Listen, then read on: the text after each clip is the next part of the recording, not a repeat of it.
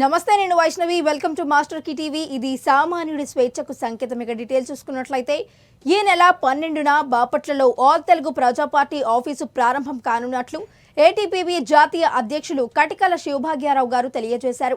ఈ సందర్భంగా కటికల శివభాగ్యారావు గారు మాట్లాడుతూ, అందరి కోసమే ఈ పార్టీ, అందరినీ లక్ష్యాధికారులను చేయడమే ఏటీపీపీ లక్ష్యమని అన్నారు. అధిక సంఖ్యలో ప్రజలు పాల్గొని ఈ కార్యక్రమాన్ని విజయవంతం చేయాలని ఏటీపీపీ తరఫున ఆహ్వానం పలికారు. బాపట్ల నియోజకవర్గ ప్రజలందరికీ కూడా ఆల్ తెలుగు ప్రజా పార్టీ నుంచి జాతీయ అధ్యక్షునిగా మీ అందరికీ నమస్కారం చెప్తున్నాను. ఆల్ తెలుగు ప్రజా పార్టీకి ఇప్పటి వరకు విశాఖపట్నం, విజయవాడ, తిరుపతి, ఒంగోలు, గుంటూరు, భీమవరం ఇట్లా పలు ప్రాంతాల్లో 10 ఆఫీసులు ఏర్పాటు చేయడం జరిగింది. ఇప్పుడు బాపట్ల పార్లమెంటరీ నియోజకవర్గానికి, అదేవిధంగా బాపట్ల అసెంబ్లీ నియోజకవర్గానికి 12వ తారీఖున ఒక ఆఫీస్ని బాపట్ల పట్టణంలో ఓపెన్ చేయబోతున్నాం. ఈ యొక్క ఆఫీస్ ఓపెన్ చేసే సందర్భంగా బాపట్ల నియోజకవర్గంలో ఉన్న అన్ని కులాలకు సంబంధించిన నాయకులతోటి ఈ యొక్క పార్టీ ఆఫీస్ని ఓపెన్ చేస్తున్నాం. ఓపెన్ చేసే సందర్భంగా ఒక బైక్ ర్యాలీని తీస్తున్నాం. ఈ బైక్ ర్యాలీ క్రిస్టియన్ భవనం దగ్గర నుంచి మొదలుకొని అంబేద్కర్ స్టాచ్యూకి గార్లాండ్ వేసుకుని, దాని తర్వాత పూలే, అదేవిధంగా గౌతు లచ్చన్న గారి స్టాచ్యూస్కి గార్లాండ్ వేసి, తదుపరి ఆఫీస్ ఇనాగరేషన్ని ప్రతి కులం నుంచి ఒకరి చేత ఆఫీస్ ఇనాగరేట్ చేయించే విధంగా ప్లాన్ చేస్తున్నాం. సో అందుకని బాపట్ల నియోజకవర్గంలో ఉన్న ప్రజలందరినీ కూడా నేను అభ్యర్థిస్తున్నాను, మీ అందరి సహకారం కావాలి. ఈ యొక్క పార్టీ ఆఫీస్కి మీ బ్లెస్సింగ్స్ ఇవ్వాలి. ఈ పార్టీ బాపట్లలో ఘన విజయం సాధించడానికి మీ యొక్క మద్దతు కావాలనేసి బాపట్ల అసెంబ్లీ నియోజకవర్గ అభ్యర్థిగా మీ అందరినీ అభ్యర్థిస్తున్నాను. జై హింద్. అంజలి రెడ్డి కూచిపూడి నృత్యరంగ ప్రవేశాన్ని Deepanjali academy founder and director Deepika Reddy ఆధ్వర్యంలో హైదరాబాద్లోని రవీంద్ర భారతిలో ఘనంగా నిర్వహించారు. ఈ కార్యక్రమానికి ముఖ్య అతిథులుగా పద్మావతి రెడ్డి, శ్రీకృష్ణదేవరాయ పాల్గొని కుమారి అంజలిని ప్రశంసించారు. ఈ సందర్భంగా అంజలి అతిథులకు, గురువులకు ఘనంగా సన్మానించి బహుమతులను అందజేశారు.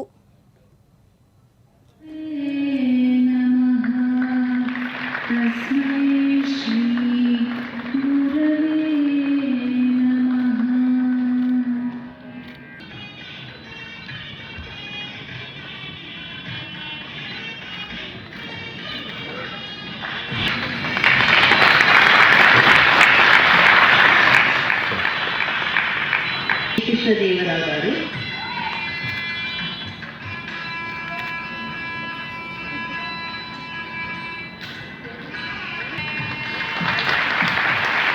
శ్రీమతి ఆనంద శంకర్ గారు,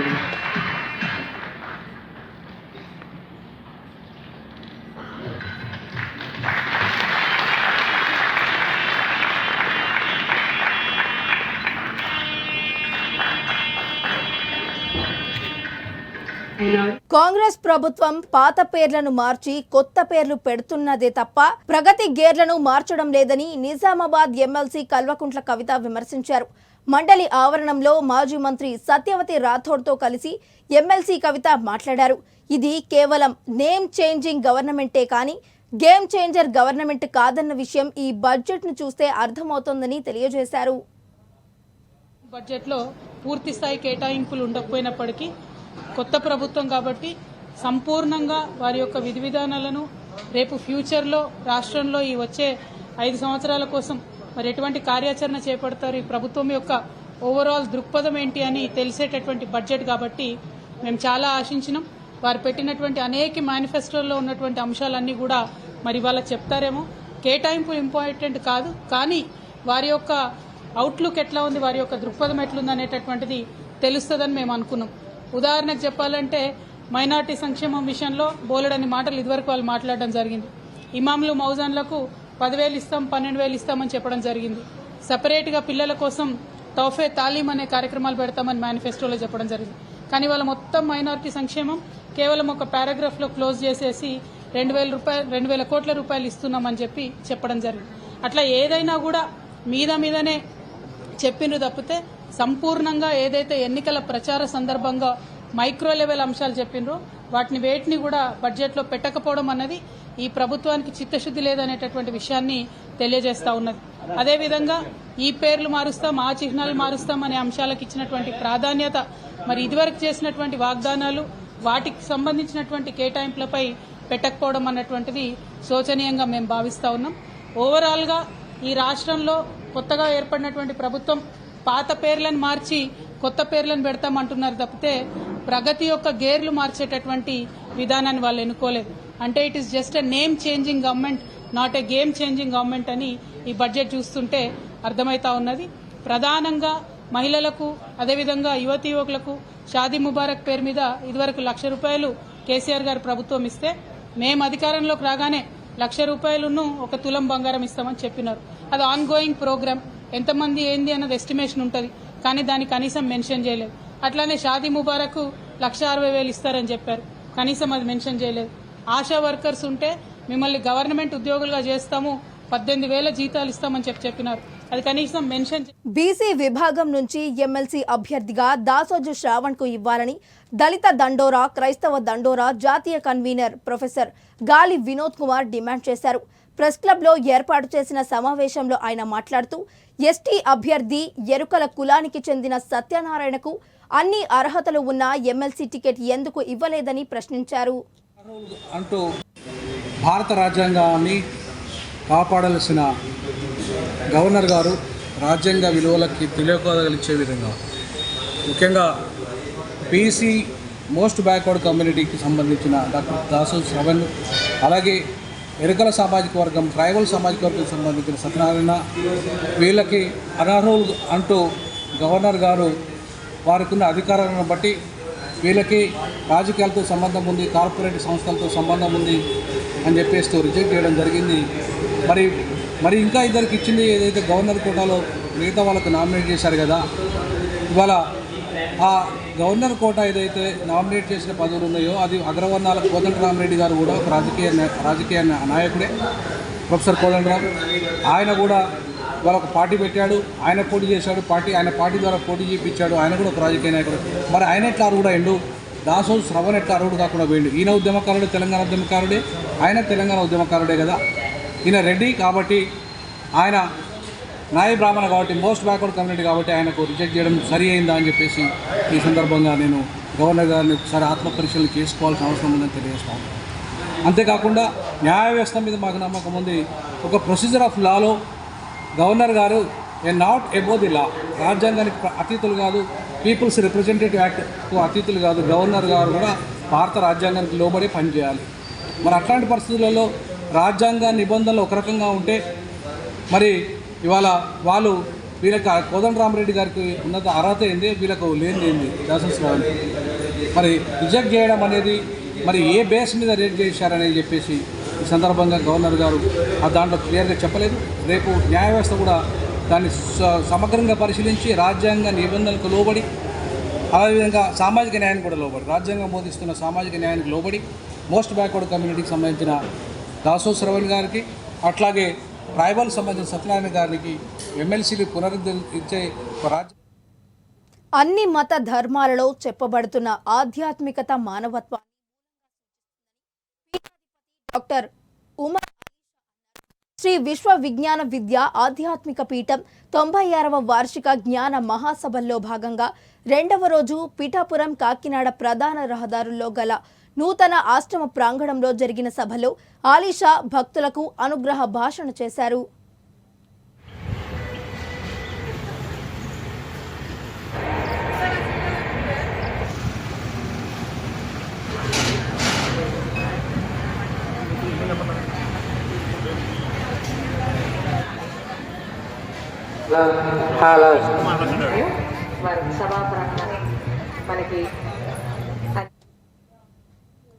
పిఠాపురం నియోజకవర్గ ఇన్ఛార్జ్ తంగెళ్ల ఉదయ్ శ్రీనివాస్ ఆధ్వర్యంలో నిర్వహించిన ఉద్యోగ మేళాకు విశేష స్పందన లభించింది.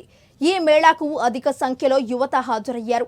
సుమారు 55 దేశ విదేశాలకు చెందిన మల్టీనేషనల్ కంపెనీలు హాజరై వారికి అవసరం ఉన్న విద్యార్థుల నుంచి దరఖాస్తులు తీసుకుని ఇంటర్వ్యూ నిర్వహించి వారికి ఉద్యోగ నియామకాలను చేపట్టారు.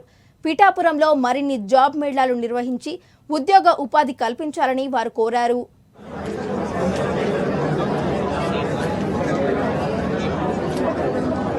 Specific jobs. The truth is tomorrow, next month, next year, we don't even know what jobs are going to be created in this industry. As the industry evolves and moves itself, as Arvensis is doing now, we're in the health area, we're in the aerospace technology region, we're in the cyber security areas.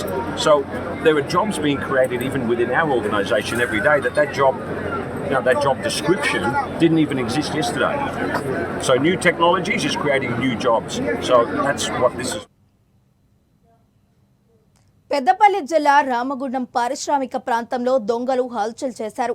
పారిశ్రామిక ప్రాంతంలోని Gautami Nagar SBI ఏటీఎంను gas కట్టర్తో ధ్వంసం చేసి అందులో ఉన్న లక్షలాది రూపాయలను ఎత్తుకెళ్లారు. అలాగే గోదావరి కని పట్టణ శివారు గంగానగర్ ఏటీఎంను పగలగొట్టేందుకు ప్రయత్నం చేశారు.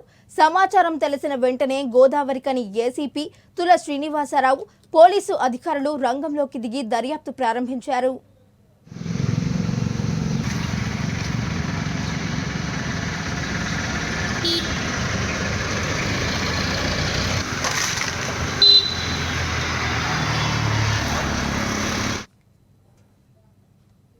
ఆంధ్రప్రదేశ్లో వచ్చే ఎన్నికల్లో పొత్తులపై ఢిల్లీ స్థాయిలో చర్చలు సాగుతున్నాయి. ఈ నేపథ్యంలో టీడీపీ ఎమ్మెల్యే గోరంట్ల బుచ్చయ్య చౌదరి కీలక వ్యాఖ్యలు చేశారు. బీజేపీతో పొత్తు ఇంకా ఖరారు కాలేదు అని అన్నారు. బీజేపీతో కలవడమా లేదా బయట నుంచి మద్దతు ఇవ్వటమా అనేది ఇంకా నిర్ణయం అవ్వాలని అన్నారు. ఇక గతంలో రాష్ట్రంలో బీజేపీకి వచ్చిన ఓటింగ్ శాతం ప్రకారం సీట్లు కేటాయింపు ఉండొచ్చు అని అభిప్రాయపడ్డారు. ఓటర్ అకౌంట్ బడ్జెట్ సమావేశాలు పెట్టింది ఆంధ్రప్రదేశ్ ప్రభుత్వం. ముచ్చటగా 3 రోజులు అన్నట్టుగా 5 రోజులతో సమావేశం ముగించారు. ప్రజోపయోగకర చర్చలు ఏమీ జరగలేదు. పాపం దివాళా తీసిన గల్లాపెట్టిలాగా ఉంది అసెంబ్లీలో వైఎస్ఆర్ పార్టీ నాయకుల అటెండెన్స్.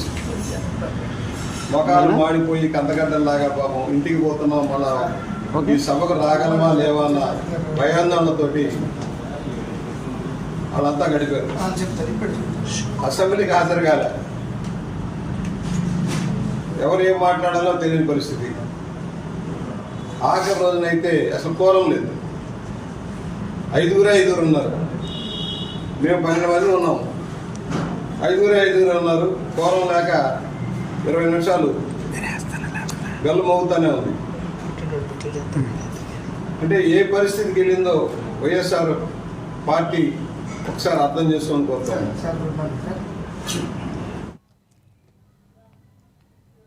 ధవళేశ్వరంలో మంత్రి వేణుగోపాలకృష్ణ సుడిగాలి పర్యటన చేశారు. ఇంటింటికి వెళ్లి ప్రజా సమస్యలను అడిగి తెలుసుకున్నారు. ఐఓసీఎల్ కాలనీలో శానిటేషన్ పనులను మంత్రి వేణుగోపాలకృష్ణ పరిశీలించారు. ఈ సందర్భంగా ఆయన మాట్లాడుతూ ప్రతి ఒక్కరూ పర్యావరణ పరిరక్షణకు, కాలుష్య నివారణకు తమ వంతు సహకారాన్ని అందించడం వల్ల మనం నివసించే గ్రామ, పట్టణాలను కాలుష్యరహిత ప్రాంతాలుగా తీర్చిదిద్దుకోగలుగుతామని వారు తెలియజేశారు.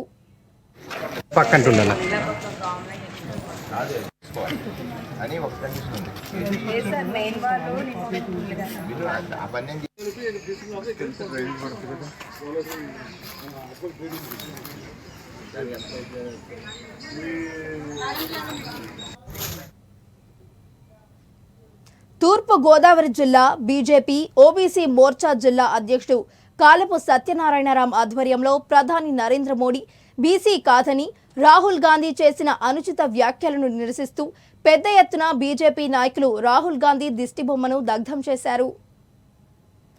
నరేంద్ర మోడీ గారి ప్రభుత్వమే వస్తుందని మొత్తం దేశమంతా కూడా చెప్పుకుంటున్న సందర్భంలో వీళ్ళు ఎలాగో అధికారంలోకి రాలేమని, వారు బీసీ కాదని చెప్పాలనే ఒక దురాలోచనతో రాహుల్ గాంధీ గారు ప్రయత్నం చేశారు.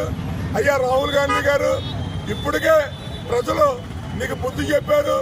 ఇప్పటికీ కూడా ఈ దేశంలో మీకు అవకాశం ఉండదు.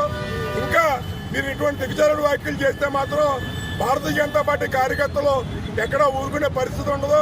ఒరిస్సాలో రాహుల్ గాంధీ జోడో యాత్ర చేస్తూ మన ప్రీతం ప్రధాని నరేంద్ర మోడీ గారిని బీసీ కాదని, బీసీ సమాజాన్ని నరేంద్ర మోడీ అవమానపరుస్తూ చేసిన అనుచిత వ్యాఖ్యలపై ఈరోజు భారతీయ జనతా పార్టీ ఓబీసీ మోర్చా ఆధ్వర్యంలో స్థానిక అంబాజీపేట సెంటర్లో రాహుల్ గాంధీ దిష్టిబొమ్మ దగ్ధం చేసే కార్యక్రమం నిర్వహించబడింది. మన రాహుల్ గాంధీ గారు భారతదేశంలో ప్రథమ పుట్టోడుగా మేము అందరం వర్ణిస్తాం. మరి చాచా నెహ్రూ గారికి పిల్లలంటే చాలా ఇష్టం. అంత వయసు వచ్చినా సరే చిన్నపిల్లలాగా ఉండిపోయిన రాహుల్ గాంధీ నరేంద్ర మోడీ పరిపాలన చూసి ఏ రకంగా విమర్శించడానికి ఏ అంశాలు లేక నరేంద్ర మోడీ గారి కులం పైన బీసీల పట్ల అవమానంగా మాట్లాడారు.